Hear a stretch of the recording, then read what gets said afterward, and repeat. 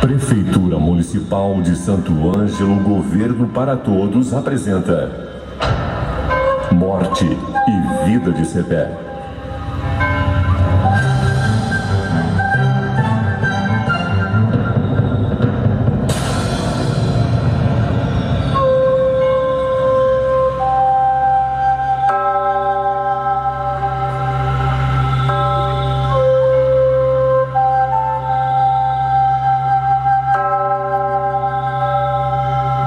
Eu era o vigário de São Miguel, naqueles terríveis anos de 1750.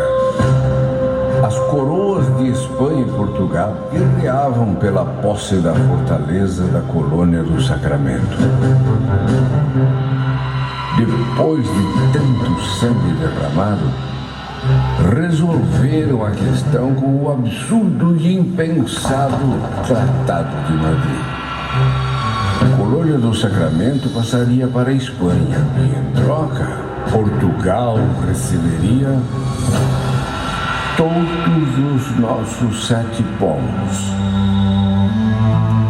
Essa decisão extremamente funesta e dolorosa para os índios das missões chegou até os 7 povos com uma ordem de desocupação imediata. Eu não sabia como dizer isso aos guaranis de São Miguel. Sem conter meu desespero, reuni os caciques e lhes disse o que significava o maldito tratado.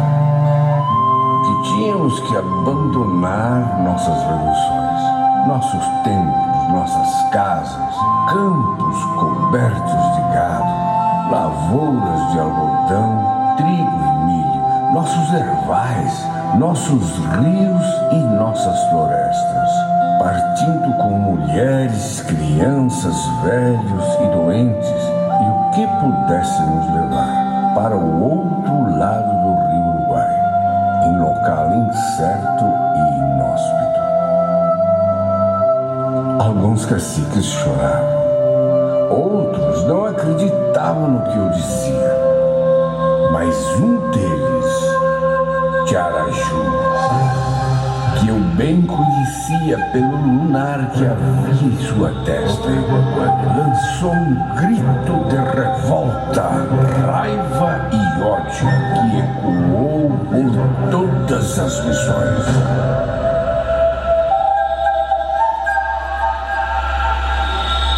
Padre, o Senhor nos traiu.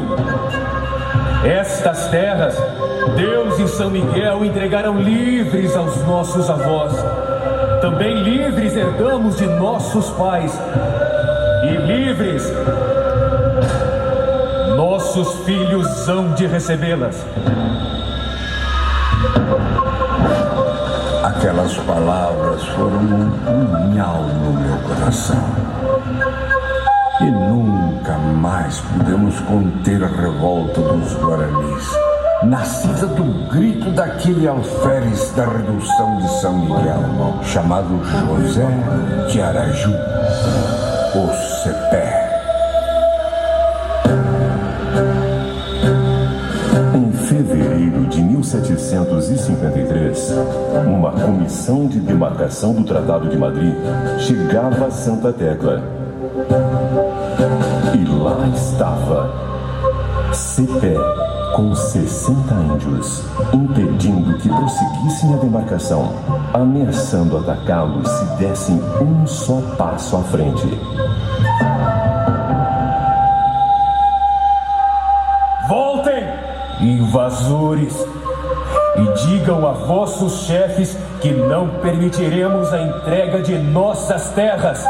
Esta terra tem dono.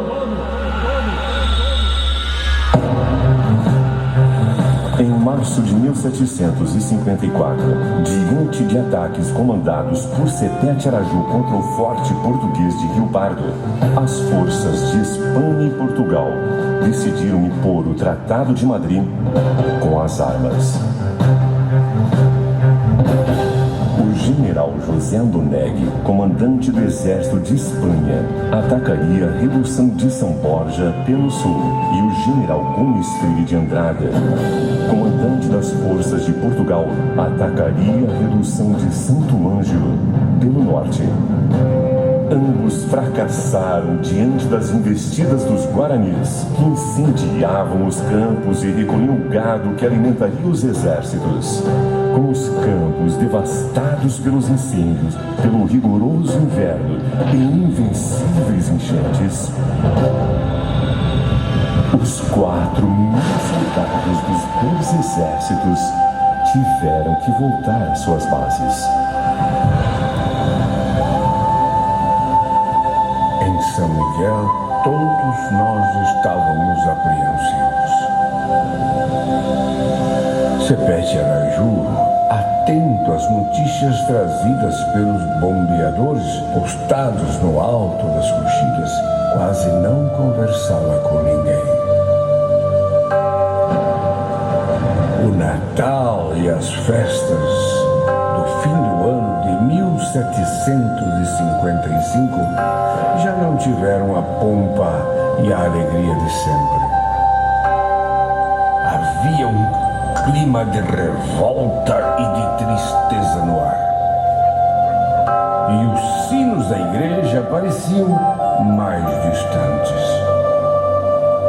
Nós, os padres, não sabíamos o que fazer. Pressentimentos amargos vindos do sul ruíam a alma dos missioneiros. E Sepé espreitava os céus enquanto remoía planos de combate. Em janeiro de 1756, Gomes Freire de Andrada e José Domenech resolveram invadir as missões juntando suas forças num só exército. Era descomunal o poderio bélico dos invasores em relação às tropas missioneiras. Os caciques não tinham ideia do poder de destruição que se deslocava em direção às missões. 4.000 soldados com treinada cavalaria e infantaria armadas e municiadas, a artilharia com pesados canhões com enorme poder de fogo, milhares de cavalos e outro tanto de bois de corte e de trabalho, 600 carretas e trens de combate.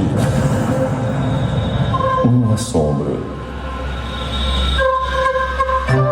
Nas missões, diante de notícias alarmantes, o cacique-chefe das forças missioneiras, Nicolau Nhenguirô, deu a Sepé a missão de retardar a marcha do poderoso exército aliado.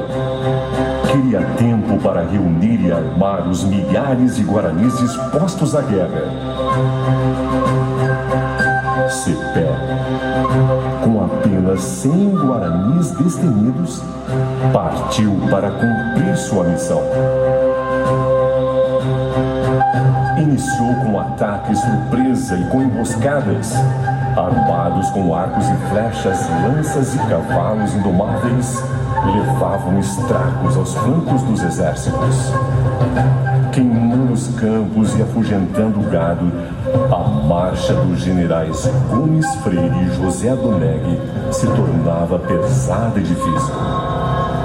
Então, o nome de Sepete Araju, o comandante desses audaciosos guaranis, chegou até os generais. Vão! Passem na espada esse bando de feras e tragam-me a cabeça deste índio, Sepete Araju! Era 7 de fevereiro de 1756. Mal clareou o dia, José Joaquim Viana, no comando de 450 cavalarianos armados para a guerra, partiu para a margem esquerda do rio Vacacaí, de onde soubera a presença de um perigoso grupo de índios. Somente à tarde, o destacamento de Viana topou com um grupo, não mais do que 50 índios, que ameaçava a vanguarda da cavalaria. O comandante espanhol, percebendo o perigo das voadoras flechas guaranis, ordenou que um pelotão da cavalaria avançasse e se pusesse em linha de tiro. A minha ordem, pelotão! Alça de mira naquele índio que está no comando! Fogo! A sombra da noite se aproximava. 8 guaranis tombaram juntamente com o chefe.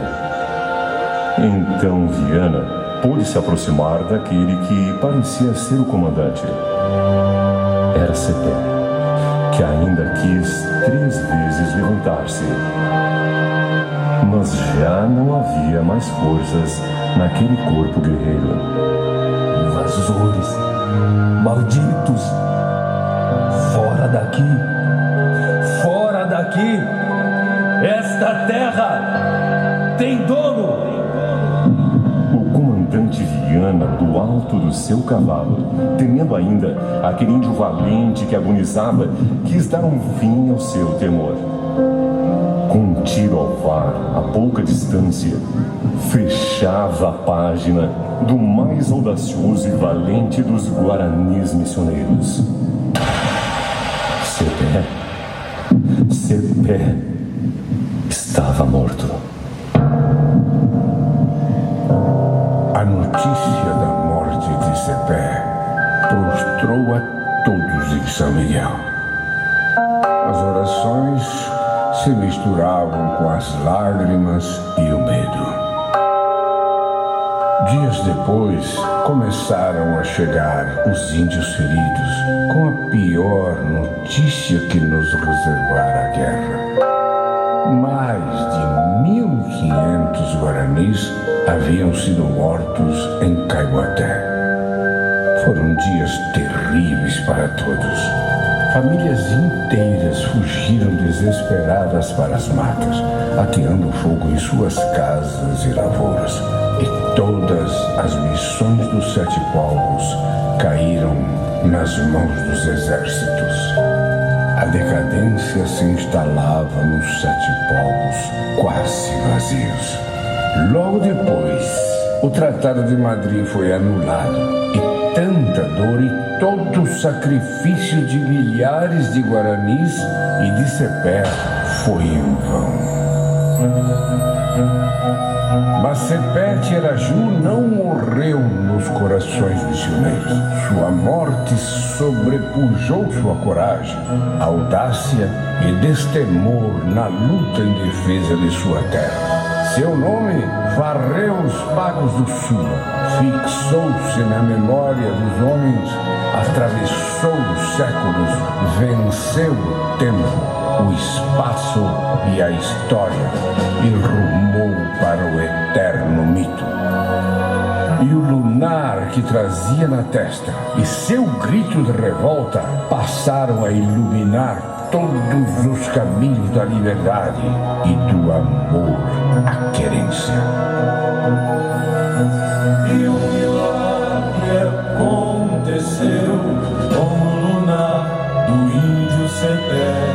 Por bravura e pela fé, toma rumo ao céu azul. E o lunar se transformou na estrela que se fixou lá no Cruzeiro do Sul.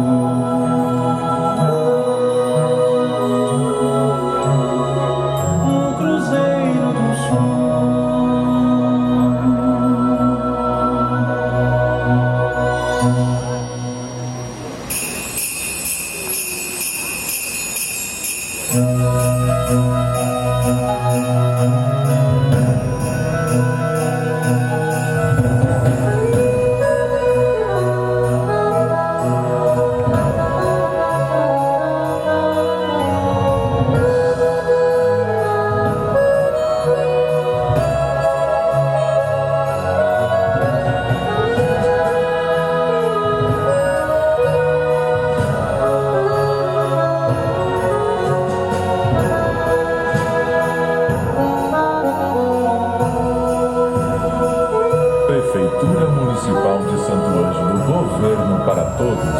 deseja um Feliz Natal e próspero